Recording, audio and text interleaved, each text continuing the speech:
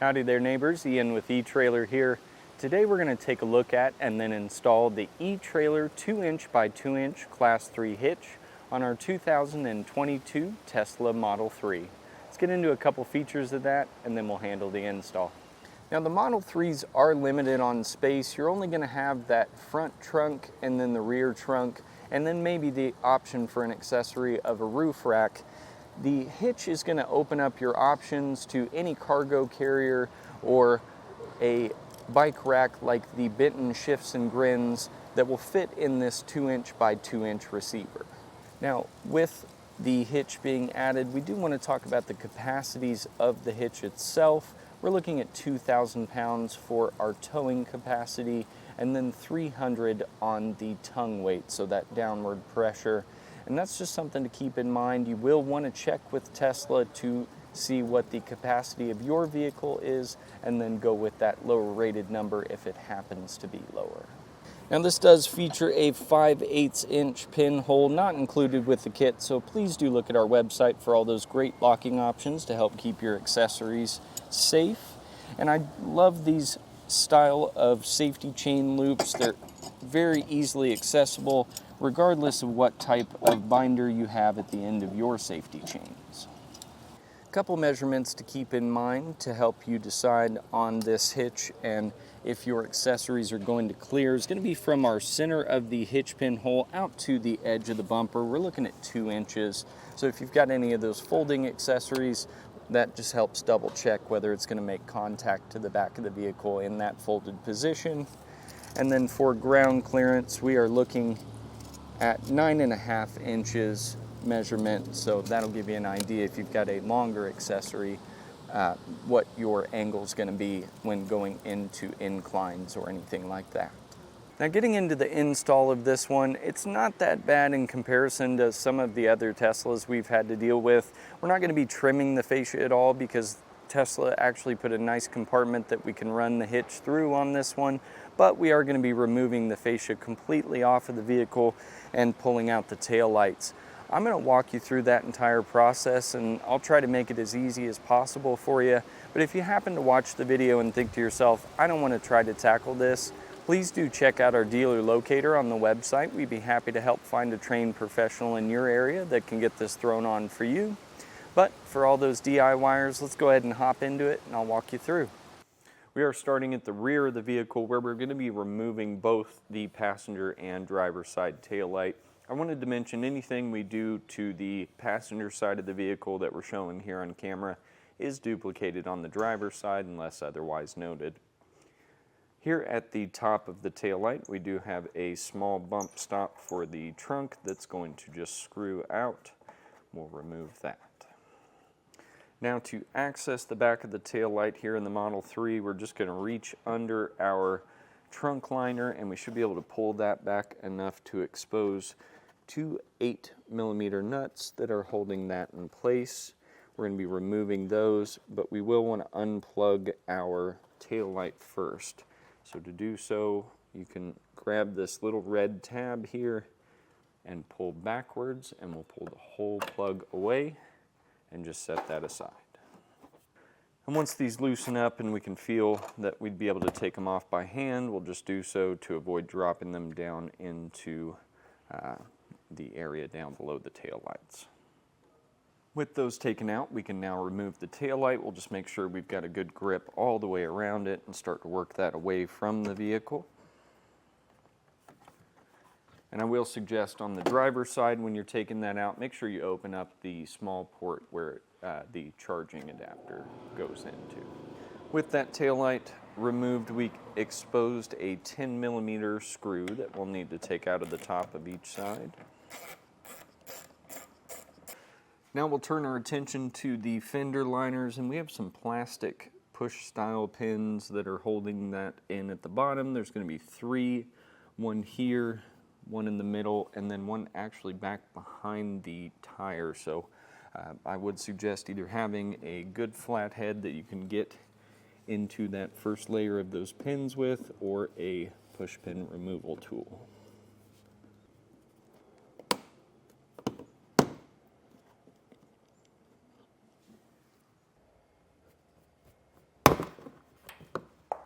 Now we're going to be removing a set of 5 10mm screws on each side on the bottom, right next to our panel that's normally here. The neighbors already removed this for us, so you will need to pull that down as well. We've got this first one on each edge of where that panel would click into, 2 at the edge here, 1 in the center, and then 1 on each side towards the front of the vehicle. This whole plastic panel is going to come with the fascia when we go to pull that off, so we've got to get everything loose from the bottom.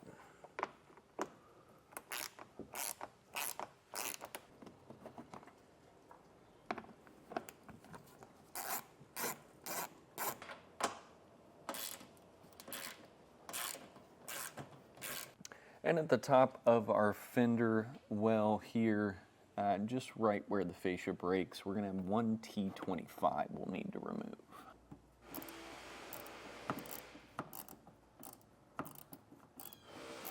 Now we are going to tape up the edge of our fascia both on the top and bottom, so that way when we pull this away, we're not going to cause any damage coming back on if these happen to make any type of contact. So just use some painter's tape and get that leading edge on both sides taped up.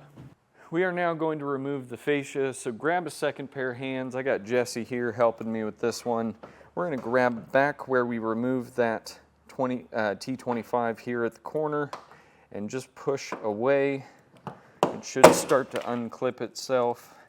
And if you do happen to have that clip where the T25 fall off, because I saw it happen on both sides, so it's worth mentioning. Just make sure you've got the area where it's going to screw back into facing up when you push that back onto the fascia. And we're going to continue to work our way towards the center of the vehicle. You can just lift here at where the taillights were held on, and we're going to make sure we unplug this first plug from the fascia. It'll be the same situation where you pull out the locking tab, push down on that, and it should just unplug. And we'll set the fascia aside somewhere safe. Best place is going to be that hitch box that your hitch came in, just to keep it from getting scratched. We can now remove the bumper beam. Inside of the bumper beam, we're going to have 15mm nuts, 2 on one side and then 3 on the driver there. So we'll go ahead and get those removed with that 15mm socket and extension. With our last one coming loose, you'll want to make sure you do support that bumper beam. And we should be able to pull this away from the vehicle. And we'll set that aside for reinstallation. Now there are 2 mounting plates that the bumper beam was attached to. Same 15mm socket's going to remove 3 nuts on each of those, and we'll pull those away.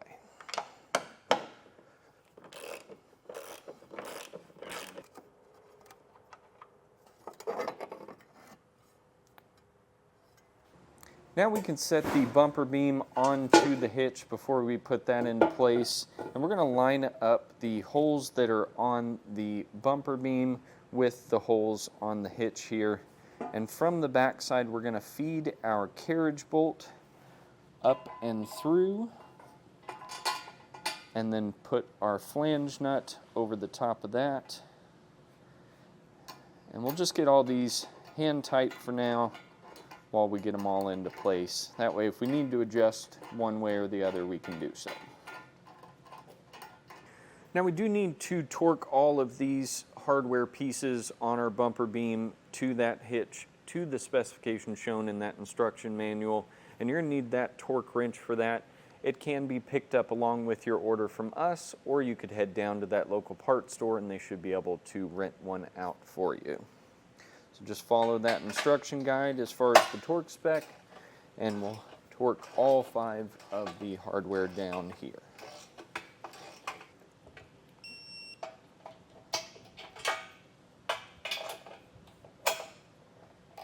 Before we lift that hitch and bumper beam into place, there's going to be a bunch of these little nylon spacers that will just hang in between where the hitch is going to make contact to the body of the vehicle.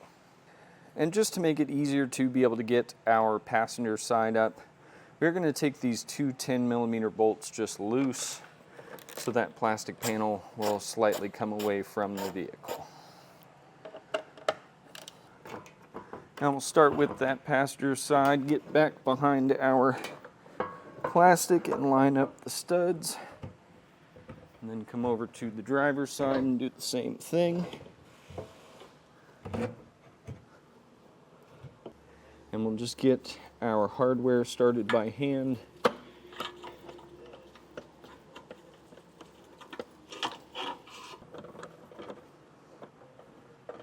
And just get that snugged up so it holds it in place, and do the same on the other side. And we'll continue to put those hardware back onto the studs.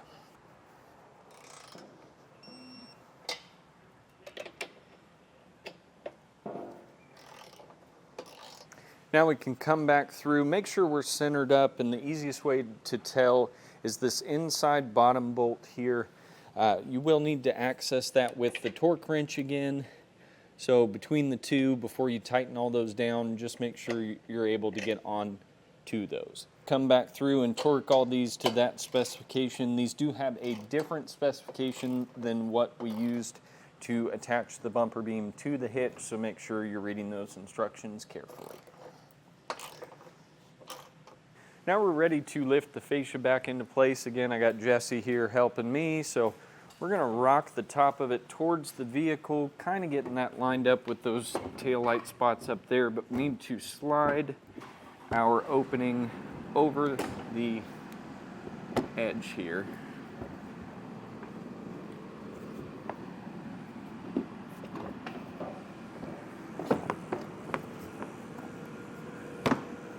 Let's get past the back.